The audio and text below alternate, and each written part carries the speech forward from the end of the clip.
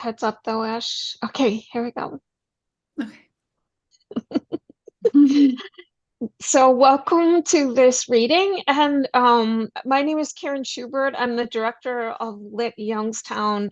And this is a reading, a special reading in a series. So Youngstown, Ohio has left an indelible impression on many writers who have called Youngstown home. And this annual series features those in our proud literary legacy.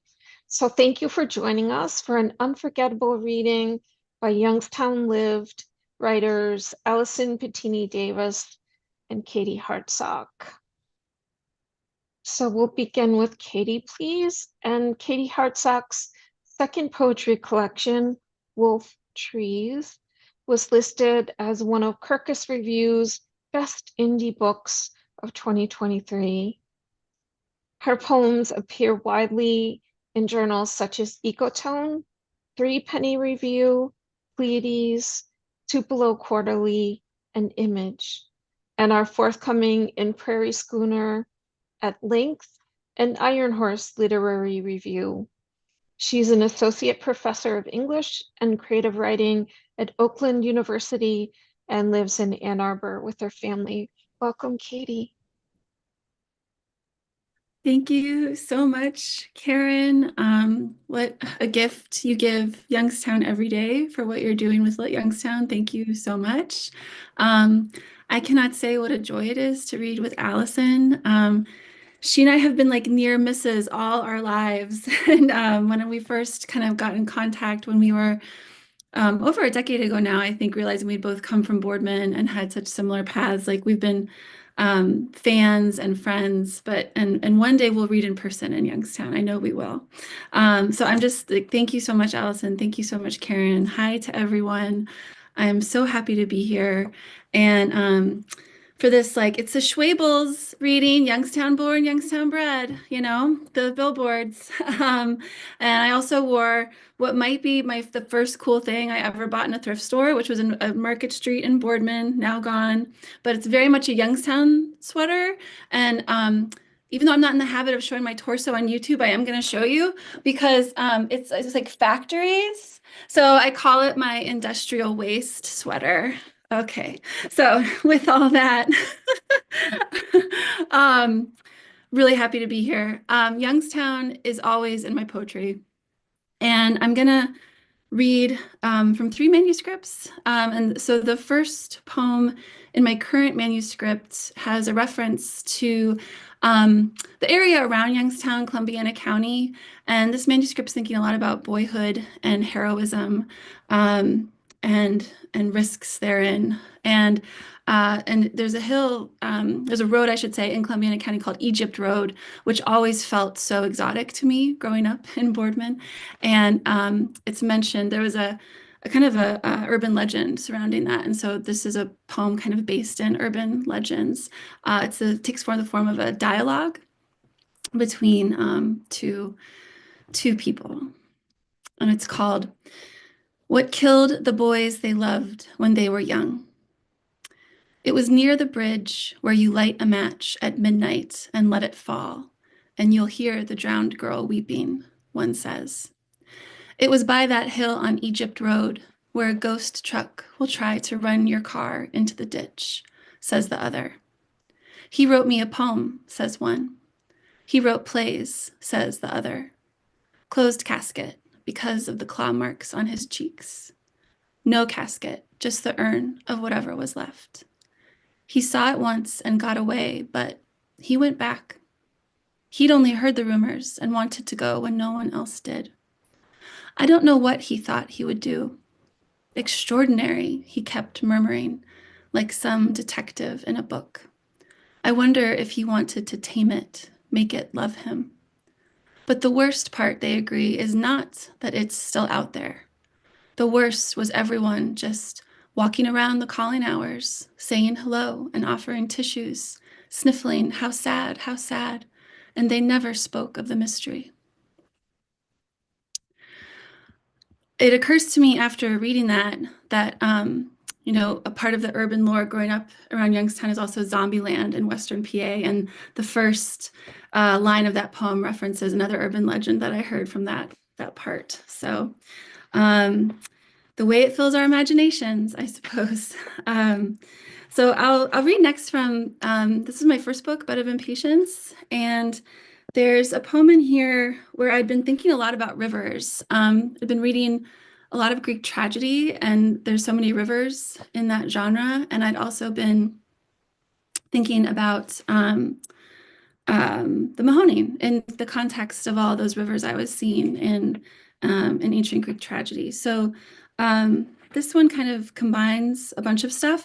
It also thinks about the Mahoning eventually feeds into the Mississippi, and it mentions Cairo as a place that the waters meet. It also includes a really weird etymology behind the lake where the Mississippi is, the headwaters are located, which is called Lake Itasca, but it's a totally made up name. And so this is a poem it's short sections, but it's in 6 short sections. And it's called Veritas Caput. 1. Rivers ask you where you're from and never wait to hear the answer. That faraway look you get, now I know the place too. Now you'll see me there. 2. If we spit off the Market Street Bridge into the Mahoning, just to spit at something from above, part of us becomes Shenango and Beaver and Ohio, all the way down to Cairo, whose name it pleases me so much to say out loud in how it marks the realm we live in, which does not please so much. Then at Cairo, Cairo, that mouthful of us at Cairo joins the earthquake river. 3. Sources fascinate. Fascination can pervert. The Ojibwa name for the lake where the Mississippi rises was changed by Henry Schoolcraft to sound Indian but be Latin for men of letters. Lake Itasca, the last 4 of Veritas, the first 2 of Caput. Truth head, truth mind, truth headquarters. People say Itasca means true head, which is false. That would be verum caput, or if you want to be true to Latin postpositive adjectives, caput verum, which leaves us with either Lake Urumqa or Lake Aputve, equally plausible to me, unlearned as I am in this school-crafted logic. The former sounds hungry, and the latter satisfied. Not a hunger or satisfaction that is Indian, but Latin, salivating tribute to men of Rome. 4. Riverside in Youngstown, we might have found a fine little locus amoenus, were it not for the smell of the Mahoning's funk. No, we cannot swim in, and no, cannot drink the water where I'm from. Cannot imagine that. Here's my lap and a book. Drink up the old pastorals. 5. Its first name meant Elk Lake, which already spoke the truth, which already was suggestive of a head, of antlers, nostrils, eyes. Veritas Caput. Say it like an aging German, and it sounds like something true that's been broken. Veritas Caput. 6. Where have you gone? No river would ask. Body of water, another name for lover, rider, swimmer. That head of yours is elsewhere, drinking from the source.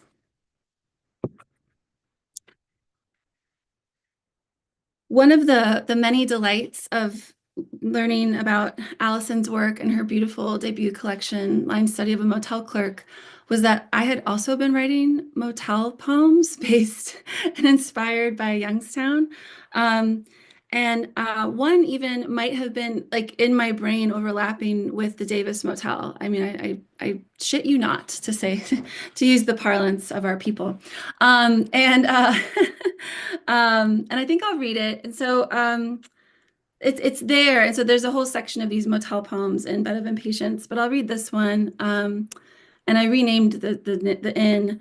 It overlays that scene in Youngstown in my head with a figure from myth, which I'm often up to, namely here Odysseus, in the scene where he's convinced his sailors to plug his ears with wax as they sail by the sirens.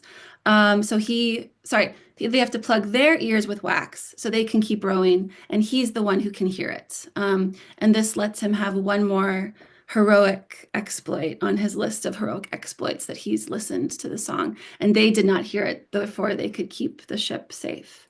And it's addressed to a person who has just tried to go to a motel, I guess. I'll say.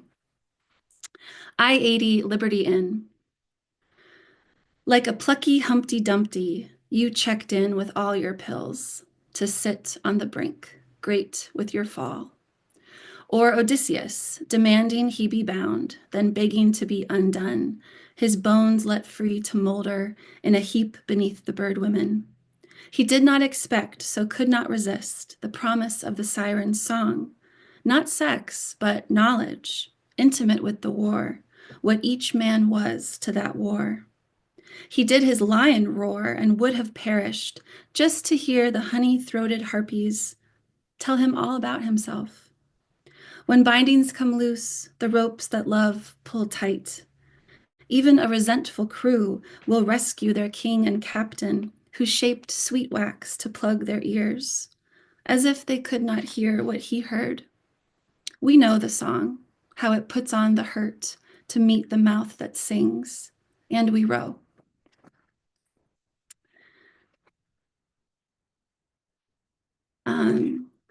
So I have several poems that are about Youngstown and my mother. I think a lot of my poems were Youngstown as my mother also is.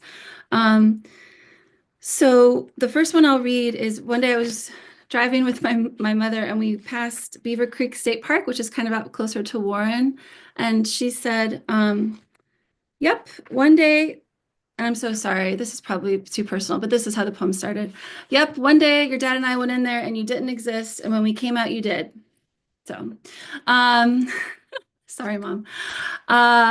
So this is my book, Wolf Trees. This was my second book, and it has a lot to do with my life living with type 1 diabetes, which I do. So this is just a little sonnet that kind of thinks about my conception and also the idea, I think, in my head that it was always that the diabetes, even though I was a late onset type 1, that it was there like all the time, you know, from that moment.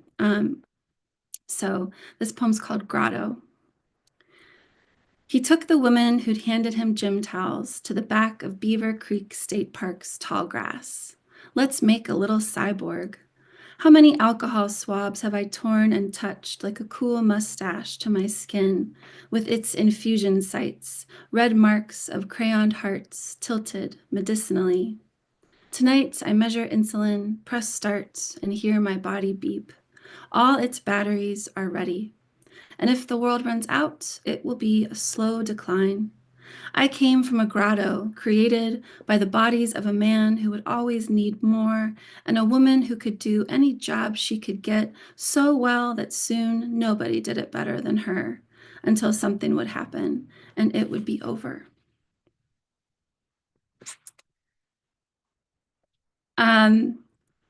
This is a bit of a longer poem, and I was so grateful when Allison published it in Grist when she was editing it.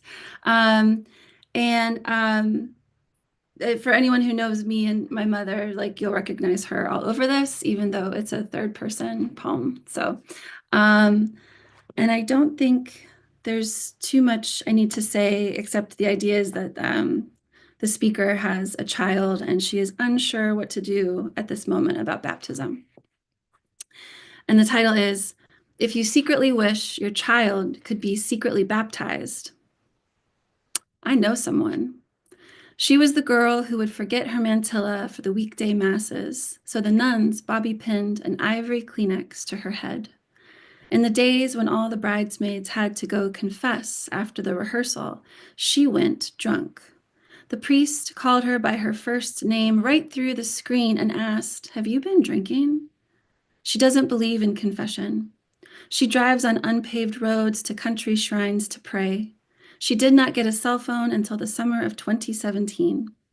She has been to a crucifixion. In a party town on Lake Erie in the 70s, she watched a group of young men high on many things in the AM hours nail the wrists and ankles of their friend to the wall of a gift shop on the Strip. She watched them take him down. She has helped push over a barn that needed burning.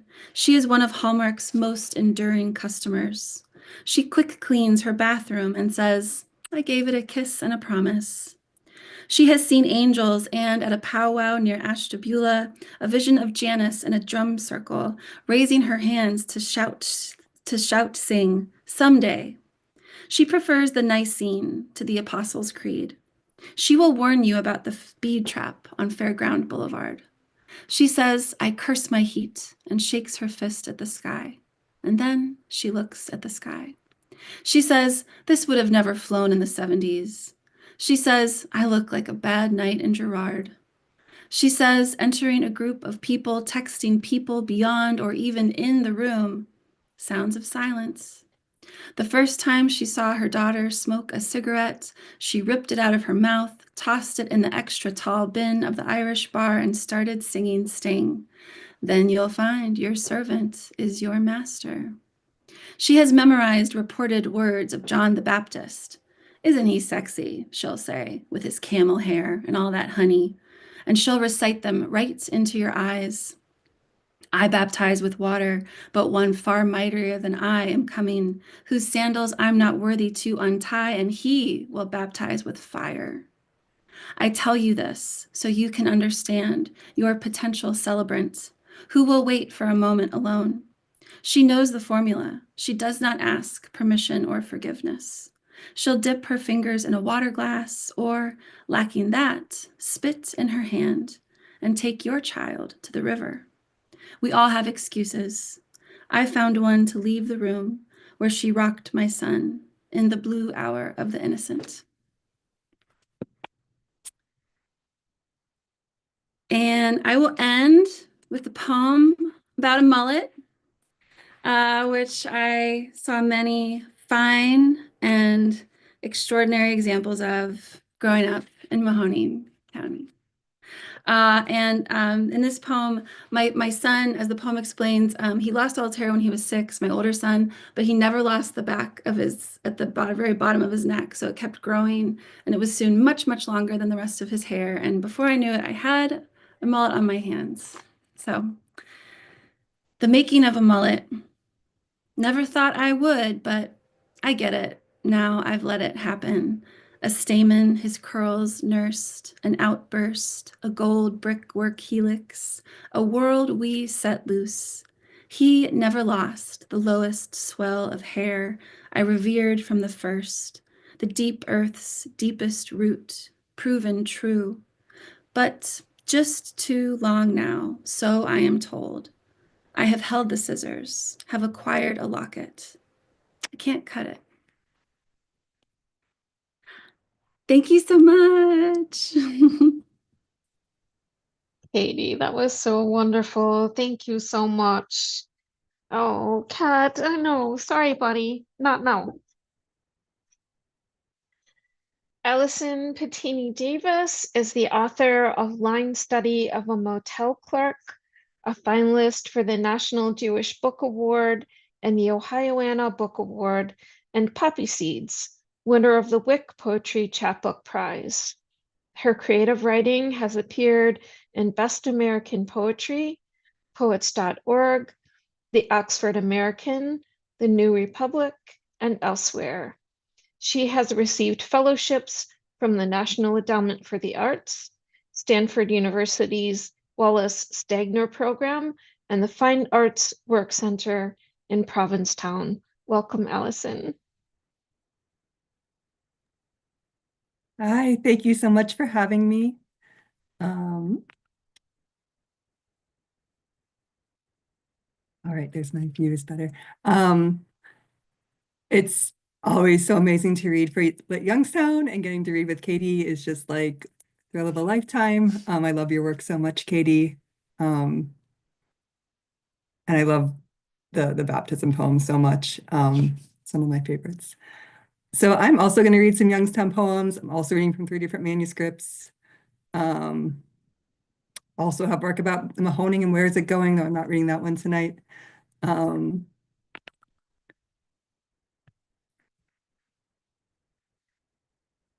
Also, language warning if there's kids watching. I forget how Katie worded it, but it's the language of our people.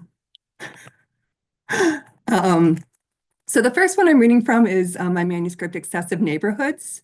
The first part of this manuscript is a bunch of neighborhood girls who work, they're like 20-something in Youngstown. They work at a Dairy Queen, and they're in love with a local meteorologist, and they really hate their boss. And a lot of them take place in the spring, so I'm going to read some of those. The neighborhood girls long for the WKBN meteorologist. The gist. The meteorologist pushes weather from the west side. He's the darling digger of the cold front, live from WKBN, the highest perch remaining downtown. We want his temperature. We want to feel his forehead. We want to measure it in our mint green kitchens at midnight with the bud neon blinking on next door. The valley falls silent when he works thunder across the counties. Mahoning, Trumbull, what muscle? Oh, what a thing to watch for. These warming Friday nights when even grandpas unbutton their work shirts, we park out behind his station and arch back against the back bumper, a street of hydrangeas in our hair. A lot of salty Chevys, a lot of lip gloss zombies. Any second now he'll exit, the second storm is coming, but can't he know we'll wait all night? Our hearts without accuracy, our money on the side door, our eyes bullseyeing the sky. This next one is about the State Theater, which became the Tomorrow Club and the Agora Club in Youngstown. It was built in 1927. It was demolished in 2008, save the facade, which is still there. It's a really important location to me because it's where my parents met at a Left End concert, so it's why I'm alive. I guess we're both telling birth origin stories, Katie. It's also a really central location in a novella I wrote that I'm going to read a little bit from at the end. So again, it's another neighborhood girls poem. On a day off, the neighborhood girls try to save the 1927 State Theater. Now the theater's boarded up, so the theater must come down, the city says in condemnation. We aren't saying what this city is or isn't. We're saying, don't fuck with our favorite building. We're saying, knock, knock, we're here.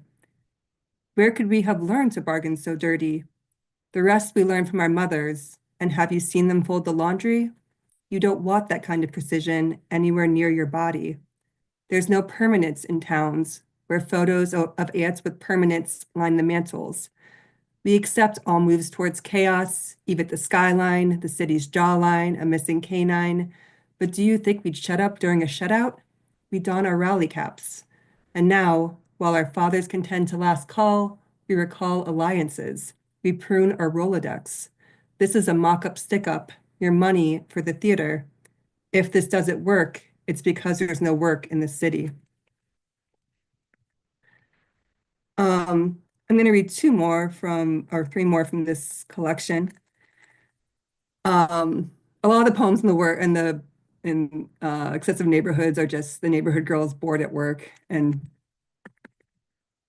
thinking about strange things while serving people ice cream. So it's the neighborhood girls try for ego death. Here we take another breath. Let us in your ego death. Boy, we like your forecast low. Tell us, baby, where you go when the weather gets you down, when you cannot take this town, when the dreamers wake at dawn, looking long across their lawns, heavy with the morning dew to deconstruct the fever. Few can iron awareness of its rickles, covering sprinkles up with sprinkles.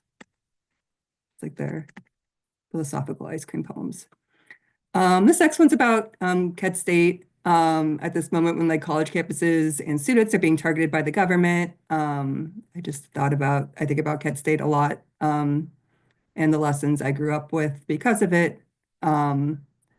and how this time period now is so terrifying. The neighborhood girls drive west to Kent State. Oh, holy motion west to drive into. Ohio is to the coast a dimmed out daughter. The sunset cuts our shoulders. We get concentric. We get 80 miles an hour over Lake Milton. We get that we're no more than our father's rage repackaged. We aren't ashamed of buying used. We wear your mother's slips better than she did. We wear her sons out. When we arrive, the bars on Water Street awake a wicked Woodstock. Humid headlines push their astrologic cock talk. In the dark, we all know what we are to our country, a pre-measured death, GM length, in a parking lot. Stand to trial, our West, our wild, our high noon. Who got off America? Who got too soon? This is the last poem I'll read from this collection. It's also the last poem in that manuscript, which ends with the neighborhood girls going on strike at the Dairy Queen and then killing off the author, who I guess is me. So this one's called Coda, the Death of the Author.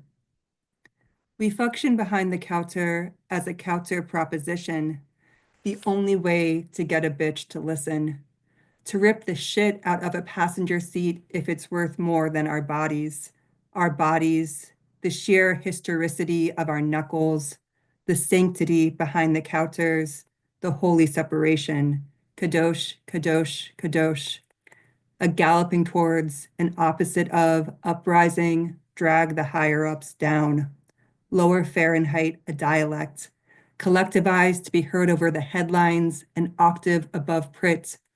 When the boss calls us illiterate, we swallow all his ink. It tides over our incisors. To take over tellings requires telling over. To burrow under titles like animals under fences. Filthy work. Our mouths need washed. But we synchronize our alphabet, and guess what? It's competent, moving towards an exit. Glorious, how beneath garlands of Carlot Titzel, we walk out into the sunset. Next, I read 3 poems from my manuscript, Outskirts. In this collection, all the poems, it's one kind of short lineated poem followed by a prose poem. So the tone kind of very intentionally changes.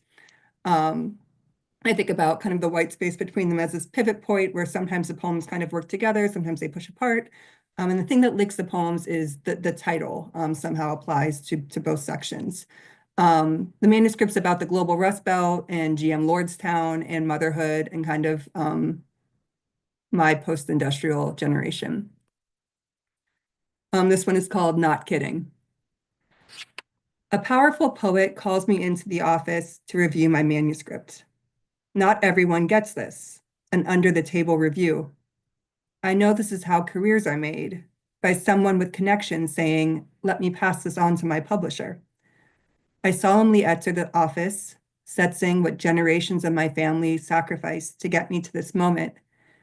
The poet says, with absolute sincerity, your work is interesting because you don't meet many poor Jews. I'm on a fellowship in Cape Cod with a fellow writer from the Rust Belt. We both had enough of the coast and just want to get back home, but no one in the Rust Belt will hire us unless we first make it big enough elsewhere, after which they'll act like they loved us the entire time. He tells me a story about a writer who had an on-campus interview at a college in his hometown. He went to Great Lakes to pretend he'd never been there before, so the committee wouldn't think of him as a local. The night before the interview, the committee walked him to dinner. The route went right past his grandmother's house, where his grandmother was outside getting mail. She waved at him, smiled. He looked at the committee and said, "You weren't kidding. It is a friendly town." This next one is called We Can Be Together. My college roommate and I go to a house party across the street. A guy approaches me, an instant thing. He's an engineering student, dark-eyed, skinny, industrious, runs his own tech repair on the side. Asks if we can go somewhere more quiet. I point to my yellow house across Bishop Street, upstairs, in the eaves. We make out, we're converging. Sorry, I say, I'm a virgin. I don't just sleep with people. He laughs, looking up at the ceiling, says, my luck, you're just like an Indian girl. Yeah, I get it. Shit's are for practice. We relax then, having seen through each other's ancestry, its games. He holds me all night, keeps waking me, pulling me in with one arm while pushing his mouth down my body. By morning, we can't stop smiling. I tell him, smiling, I need to leave for work. Smiling, I need to leave. I'm working at a movie theater. Will he promise to visit? Pushing him out the door, he pulls me closer, hands me his hands, hands me his business card. Smiling after I left, I kissed it. To this day, still have it. Dan Dragakis wrote a book about growing up Greek and American in Detroit, as well as Detroit, I Do Mind Dying, a study in urban revolution, which documents Black auto worker unions. Dragakis was also a founder of the 1960s group Up Against the Wall Motherfucker, UAWMF for short. The name, a reference to an order screamed by racist cops, is from the poem Black People by Amiri Baraka and became a countercultural slogan. Abby Hoffman applauded the name of the group as, quote, the middle-class nightmare, an anti-media phenomenon simply because their name could not be printed. The first version of UAWMF, called Black Mask, was accepted as a New York branch of the Situationist International, as both groups combined anarchy and Dadaism to critique capitalism, though Guy Debord himself later renounced the group for, quote, being too mystical. The first time the word fuck was broadcast on television was when Jefferson Airplane sang Baraka's Up Against the Wall Motherfucker while performing their song We Can Be Together on Dick Cavett. It's easier to break down a wall, of course, when you're not pushed up against it. The last one I'll read from Outskirts is called Vacates. And this is one of the ones that really talks about the transnational Rust Belt, which is something I learned about when the Working Class Studies Conference was in Youngstown a few years ago. So this one's vacant. Sleep in the secular end of Ashtabula or the tide pools. Never fresh water in vain. I mean, can you count the times we've laked together? Husband, I've fanged that shirt off your body enough to know what? Enough. When I get that vacant look, you say, come back. I say, oh fuck, I'm turning into my father. You know my uneven rib cage, my pulse sliding over, my God, a half-sea who skirts around meaning. Each time I resign, so water sign, I outfalter you until you are certain. By the end, amputated ampersands have nothing on us. We have nothing on us, and under us, gravity. Tatako Arai's Factory Girls is inspired by the weaving factory that her father managed in Kiryu, Japan, a region historically renowned for its textiles. Globalization has resulted in the collapse of much of Kiryu's traditional textile industry, and in result, as editor Jeffrey Engels explains, quote, the experiences of the factory workers in her writing have much in common with inhabitants of other post-industrial cities that have seen better days but continue to tough it out, such as the American Rust Belt cities of Detroit and Youngstown, end quote. In Arai's poem Shadows, a speaker from the post-industrial present reflects back on what is salvageable from the factories and laborers' lives. Quote, I can't let this place be turned into a vacant lot, at least until I pick through the refuse and save at least one suitcase's worth of pure junk. I'm now going to end by just reading the first couple pages of my novella Business, which is forthcoming from Baobab Press. I'm starting from the beginning, so I don't think there's much to explain. Thank you so much. I will say that the first time I ever read this out loud was years ago at a Lit Youngstown workshop. And that was the workshop that really gave me the confidence to write a novella, even though I have like really no business writing fiction. But yeah, I'm couldn't have done it without Lit Youngstown. So again, thank you so much for inspiring writers to believe in themselves. So this starts out in spring 1978, which is the title of this chapter. My father and I drove across town to drop off sheets from our laundry. Around Glenwood Avenue, I said, nice afternoon. The sun above Southside Plaza glinted in his aviators. His work pants were stiffly pressed. His shoes shined above the accelerator.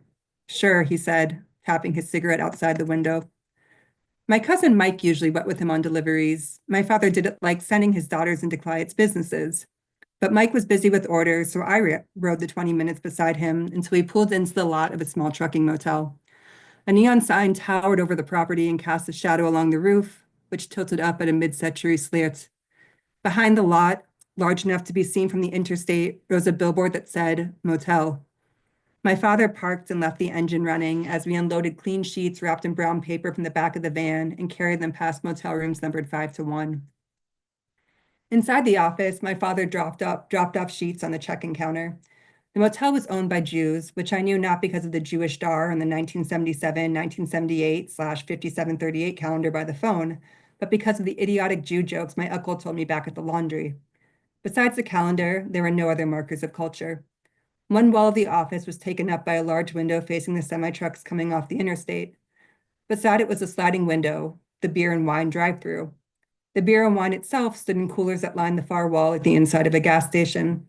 Behind the counter, the innkeeper, a tall bearded man in a pair of jeans and a baseball hat, read the Vindicator in a stained lazy boy. He and my father nodded to each other before my father headed out for the next load. I added my sheets to the stack on the counter and said, "From the laundry." But the innkeeper only folded the newspaper in half, tossed it down on the desk, and went into the dark back room.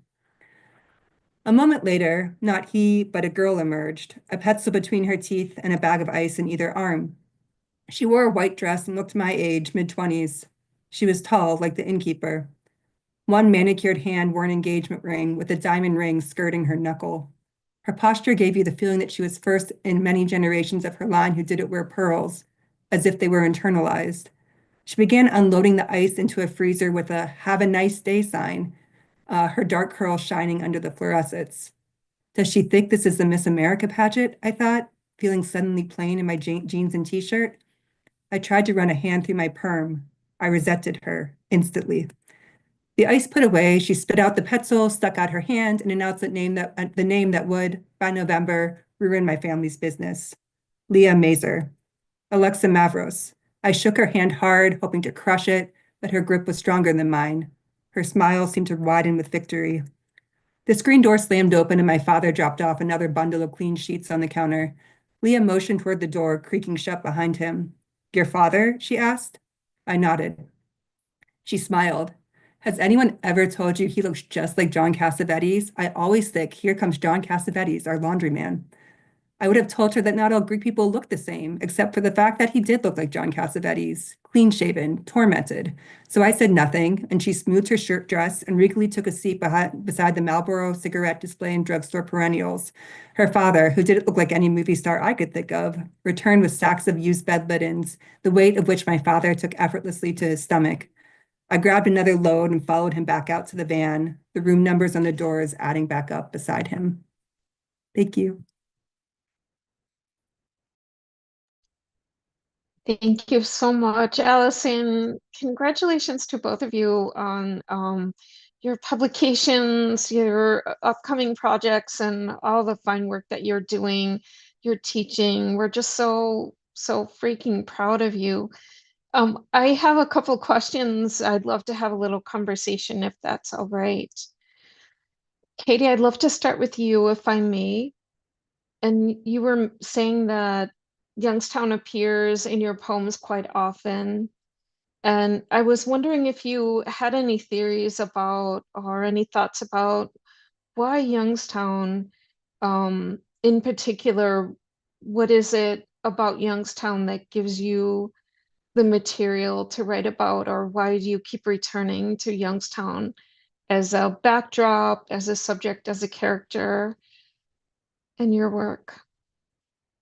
Yeah, thank you. I think any writer, where they grow up is important to them and it stays with them, even if they try to repudiate it or leave it behind. But I do think there's something special about Youngstown. I don't know if it's, I growing up, I think there filled me with a kind of nostalgia, even when I was young. There was a sense of, I always was hearing my family members and family friends telling stories about the good old days, like when the steel mills were strong and you should have seen it then. And if we went downtown, it was always, well, this used to be that, and this used to be that, and this used to be that. So it was intensely longing for a place where I was, and that I think shaped so much of my imagination as a writer, because I hope I could take that to other places, whether that would be like Ireland or Italy, like in ancient times, and be like, well, no, I long for that too, and somehow I've been there too. And I think also, I mean, we've talked about language. I grew up with people who just loved language and like storytellers, bullshitters, um, singers, like all my family just like loved telling stories. And then the more I, grew up, I went to college in Cincinnati, as did Allison. I mean, Oh my gosh. I'm not joking when it's like parallel squiggly lines. And uh, um, even when I was coming back to Youngstown and I was spending a lot of formative years at like Cedars, the old Cedars downtown, and the Royal Oaks, and always thinking like, oh, my favorite trees in Youngstown are named after my favorite bars in Youngstown have trees in their names. How cool is that? And like, um, but yeah, just like getting to know people, like beyond my family in Youngstown, like also more storytellers, more lovers of language, more people who just loved to talk and to hear themselves talk and to listen. And I don't know, I think that just really infused me with like a great love for language and curiosity about language. So, I love that. That's really great. It occurred to me when I was teaching, like I had a student tell me with this absolute astonishment that when her mother was growing up, there was a family living in every house. Like she had never heard anything so surprising. And it occurred to me that each generation in Youngstown has lived in a completely different place. But also, what I hear in your stories is that there's also so much that ties it all together. yeah. And I love that. I love that texture. How about you, Allison? I can't answer the question better than Katie just did. I think I've never heard it put that way, Katie, that it's like longing for a place that you already were. And for me, I think I talked about it once in an interview of just like, I had like 4 generations of my family were in Youngstown. And so it's like anywhere else I go, I only have my experience. But like when I'm in Youngstown, I'm always living with 4 different generations of history. Like whenever I drive past the building, I'm like, I know this was that, this. So it's just like time is compressed there in a way that when I go somewhere else, it's like time is just flat and not dimensional. Um, Oh, and so it's like when people are just wow. like, if you're not from Youngstown, you're there, it's just like, this is a shithole. Like, why do you love this place so much? But it's like, it's the only place where I'm there and I'm just like, this is everything, this is the place where I actually feel like nothing can live up to it after growing up in a place with that much dimensionality, I guess. Um, and I think also because there wasn't enough money to just knock down buildings and rebuild things, you saw things, especially like my generation, Katie's generation, growing up, seeing buildings being knocked down, then not rebuilt. You're kind of living in this sense of historical decay where in other richer cities, something would automatically be rebuilt there and don't actually see this. You actually see the decay of time and you see like, I could say like, oh, that empty pit right there is where my parents met in a way that I think other people from other places don't. So I think it really impacted my relationship to time and to narrative time. Um, and it gave me a lot that I had to kind of piece together and figure out. And definitely literature and writing was my way to kind of get all these stories kind of together so they can talk to each other and not just be so separate. That makes sense. Yeah, that makes so much sense. Thank you. And you've both alluded to this, um, but I was wondering, I can't remember, was it James Joyce talking about Dublin while not living in Dublin, right? Like how I'm curious because you're both not living in Youngstown now. There is at once this incredible, there's so many writers living here, and writing seems really like now I'm starting a new story, but I can remember in the beginning thinking, gosh, I wonder if people will understand what we're trying to do building this literary arts organization. And we would go around to neighborhood festivals, and everyone who came up to the table would be like, oh, I write poetry. My uncle's writing a novel. I've always wanted to write a family story. Like, this is a literary, you Yes. know, framed um, place, but there are also so many writers in the diaspora, and so I'm interested in knowing how living in other places has changed the way that you think or write about Youngstown. If you have anything more you want to say about that, Allison. I'm in Wheeling, West Virginia now, so it's similar, and I'm back in the Rust Belt, and I could write about Wheeling in a way that I like when I was living in like Oakland, California. I just couldn't relate to it in the same way. I did start writing more about Youngstown when I was away from it, though, because I just missed it so much. But yeah, for me, being in the Rust Belt is really important for my writing, for my thinking, for raising my children in such a similar culture than what I grew up with, in the good ways and the bad ways. The Rust Belt culture has also changed so much, especially politically. Um, yeah. Thank you. How about you, Katie? Yeah, I want to say, Allison, how much I love how you talked about dimensionality of time and that experience. Grant. I think that's so true. I went from Youngstown to Cincinnati, and I loved living in Cincinnati in a lot of similar ways. I loved living in Youngstown. And then I spent time in Ann Arbor and Chicago. And Chicago especially, I remember thinking one day, like, this place doesn't need me. And in Youngstown and in Cincinnati, I felt that. Like I felt like I this is a poetic kind of almost silly to say, like whatever mythology or history or thinking that happens in this city that happens nowhere else, I'm part of that. And in Chicago, I did not feel part of that. I loved living there and I loved the people there, but I didn't feel connected to it in the same way that like I was needed for the stories to be told. I'm just getting that sense kind of maybe back in Ann Arbor.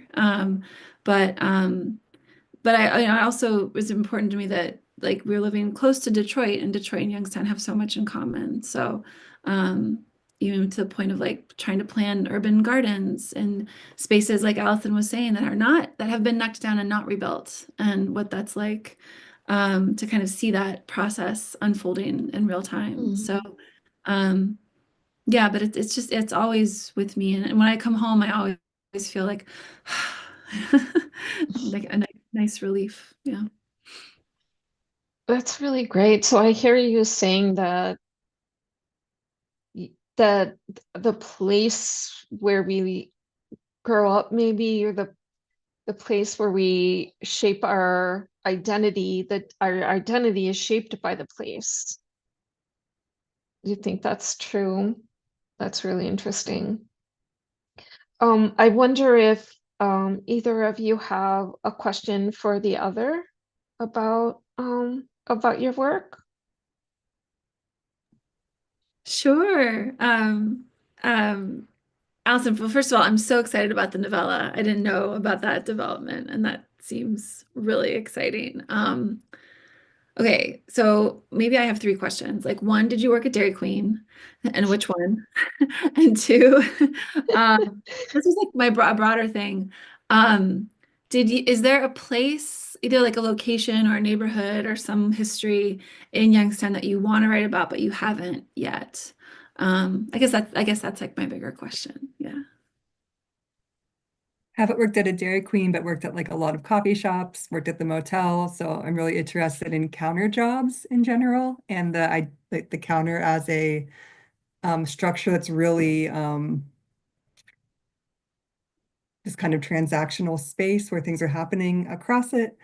Um, so yeah. And the Dairy Queen I have in mind when I write the neighborhood girl poems is the Dairy Queen down the street from the Motel, which I'd go to a lot growing up. So in my mind, it's a very specific Dairy Queen. I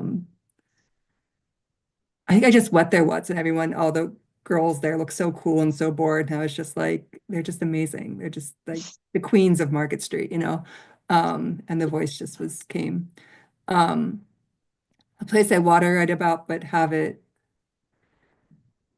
um, I guess my concern is less that and much more like kind of what Karen was saying is that there are so many stories in Youngstown that aren't being told, that aren't my stories to tell. And how can I make sure that those people get access to education, to believing in themselves that their story is worth telling, that stories in general are worth telling, when we have so much social conditioning against literature and libraries right now. That's why I'm so grateful. It's like you said, Youngstown is just like both of you said, it's just like a place of story. I think maybe because maybe people knew generations of families kind of stuck together. So you kind of we're just kind of always taking in these different, I don't know what it is, but I agree that it's a place where just everyone has like I'll just sit down somewhere and someone will just a stranger will just start talking to me and know their whole story, you know. Um, so yeah, so I guess less things that I've written about and more just how can I make sure that all the stories get told. Yeah. I have two questions for you. One is, what are you working on now or next? And second is, you've told me before that the flats in Mill Creek Park is one of your favorite places in Youngstown and maybe anywhere. I wondered if you talk more about that, because that's a place, for example, that like whenever I go to the flats with my dad, he's always like, oh, back in whenever, it's just like blankets all over and people were just like, partying and having so much fun. And now it's like, no one's usually there. So I wondered if your relationship to the flats also has a historical dimension to it as mine does. Yes, I'm gonna turn my lights on real quick because the evening descended upon me, and it was looking like a little like pre-electricity in here. Anyway, so the flats is one of my favorite places, and I as a kid I went there a lot, and as a teenager and a high schooler, and I wasn't having like wild parties there, but there's something about that space, something about like how the road widens out and that field and the trees. Um, there's one particular tree that I actually on the like maybe the second page of Wolf Trees, and it's like a huge scoop. It's actually, I don't know if you can recognize it, but it almost looks like legs up in the air, and I think it's actually decomposing now, which like I saw last time I was there. I was like, Oh, wow. um, but I have contributed some of my own like stories to the flats. There was one time we were there and with a group of friends, I think it was an Easter Sunday, and we were all about to drive back to our respective college towns, and we climbed the hill so high, we were practically at the top there. Well, I forget the name of the road that runs on the top, but we didn't realize how close we were to the road, and we were smoking a little of the marijuana, as our people have said, and then I think there was like a cop car like right there, and we didn't realize like we'd climbed so high to hide that we'd actually put ourselves practically in plain sight, and we like rolled down the hill to go back to our cars, and I remember getting out at a rest stop, and there was like mulch falling out of my um. So there is something, I don't know, there's something really joyful about the flats because you can like go from that river, like the creek river there, and then you go down into the path by the trees as that then widens out into like Bear's Den and stuff. And I mean, that's just one of my favorite places to walk. So yeah, but I think just like, I think my parents said similar things, or I heard similar things said about the flats. And I just gravitated there for some reason. Like, this is the place I need to go and leave my mark down the hill. Um, and oh my gosh, Allison, what was your first question? I think I forgot it now. It was like still a dream. Yeah, what you're working on now creatively or otherwise. And I loved Wolf Trees so much also, which I've already written you about separately, but just like everyone go by Wolf Trees. It's a masterpiece. Oh, thank you. And I love line study of a motel clerk like so much, and I can't wait for the new manuscripts to come out. I'm really excited about the novella. I have a new poetry manuscript, The Last Crusade. It might be too cheeky, but it's got some Indiana Jones poems in it. And that's what it's called right now. And then I'm also working on excerpts of the Iliad to translate into the idea. It won't be a whole translation. It won't actually be linear also, because ancient audiences would have heard parts of the poem as a single song. sung out of order all the time. And I'm also writing some fiction with it, which feels very, as you were saying, Allison, like, what right do I have to do this? But I'm just kind of going for it. I have Invisible Cities is one of my guiding lights, the Calvino, to kind of make it odd and dreamlike, and to pair vignettes of like ancient audience members to kind of think like, well, what would this poem have meant to an ancient woman who had experienced slavery? Like, what would it have meant to a mother who lost her son in battle? What would it have meant to a disabled veteran to hear stories of, the beautiful bodies in battle? So that's going to be a long time, but I've been working on that for a while, and that's what I'm moving towards this summer. That's what I hope to give a lot of time to this summer, is the Iliad project. That sounds really great. Well, thank you both so much for this reading. Thank you for your good work. And it's always wonderful to see you when you come through. You both contributed so meaningfully to Lit Youngstown's programming, and we really appreciate that. Big thanks to Ash Dillon for her behind the scenes work tonight, and also to Pop Art Books Culture, who has created a bookshelf. So I will post that so that you can easily purchase these really brilliant, wonderful, engaging books. If you don't know anything about Youngstown, you will, but also you will find complete, rich stories with that will be about your place magically as well. So thank you so much, and hope to see you next time. Thank you so much, Karen, Great. for everything you do. You're amazing. And thank you, Allison. It's just such a joy to read with you. You too, Katie. Thank you so much. Thank you, Karen and Ash.